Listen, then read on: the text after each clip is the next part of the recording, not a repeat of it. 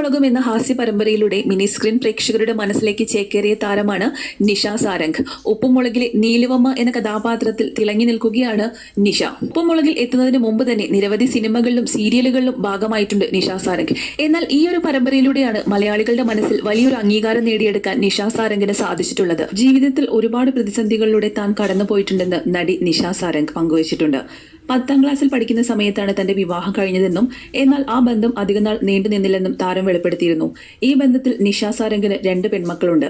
അതേസമയം മക്കളൊക്കെ വലുതായതോടെ നിഷ വീണ്ടും വിവാഹം കഴിക്കുമോ എന്ന് പല അഭിമുഖങ്ങളിലും ചോദ്യം ഉയർന്നെങ്കിലും ഇനിയൊരു വിവാഹം തന്റെ ജീവിതത്തിൽ ഉണ്ടാകില്ലെന്നായിരുന്നു നിഷ പറഞ്ഞത്. എന്നാൽ ഇപ്പോഴിത് ജീവിതത്തിൽ ഒരു പങ്കാളി വേണമെന്ന ആഗ്രഹം പങ്കുവച്ചിരിക്കുകയാണ് നിഷ. ഒരു യൂട്യൂബ് ചാനലിൽ നൽകിയ അഭിമുഖത്തിലാണ് താരത്തിന്റെ പ്രതികരണം. ജീവിതത്തിൽ ഒരാൾ കൂടി വേണമെന്ന് ഇപ്പോൾ തോന്നി തുടങ്ങിയിട്ടുണ്ട്. കുട്ടികൾ വലുതായി കഴിയുമ്പോൾ അവർ നമ്മുടെ കാറ്റഗറിയല്ല. നമ്മൾ പറയുന്നത് അവർക്ക് മനസ്സിലാകണമെന്നില്ല, അവർ അംഗീകരിക്കണമെന്നുമില്ല. അപ്പോൾ നമ്മളെ കേൾക്കാനും നമുക്ക് മിണ്ടാനും ഒരാൾ വേണമെന്ന് തോന്നും. നമ്മൾ ആ സമയത്ത് ഒറ്റയ്ക്കിരുന്ന് കരയാനൊക്കെ തുടങ്ങും. ഇൻഡസ്ട്രിയിൽ ഓടി നടന്ന് ജീവിക്കുന്ന ഒരാളാണ് ഞാൻ. അത്രയും തിരക്കിനിടയിൽ എന്റെ കാര്യങ്ങൾ പങ്കുവെക്കാൻ ഒരു സുഹൃത്തോ പങ്കാളിയോ ഒക്കെ ആവശ്യമാണ്. ഷൂട്ടിംഗ് കഴിഞ്ഞ് മടങ്ങി വരുമ്പോൾ വീട്ടിൽ നമ്മളെ കേൾക്കാൻ ആളില്ലെങ്കിൽ നമ്മുടെ മനസ്സ് തന്നെ മാറിപ്പോകും. 50 വയസ്സിൽ എനിക്ക് ഹാപ്പിയായി നിർത്തിയാൽ മാത്രമേ എന്റെ ആരോഗ്യത്തെ നാളെ എനിക്ക് ഉപയോഗിക്കാൻ പറ്റൂ.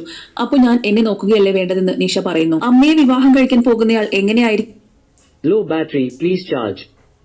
പ്രശസ്തിയെ സ്നേഹിക്കുന്ന ആളല്ല അമ്മയുടെ ജീവിതത്തിൽ ആവശ്യമായിട്ടുള്ളത്. അങ്ങനെ ഒരാൾ വന്നാൽ ആ ആലോചന ഉറപ്പായും തള്ളിക്കളയും.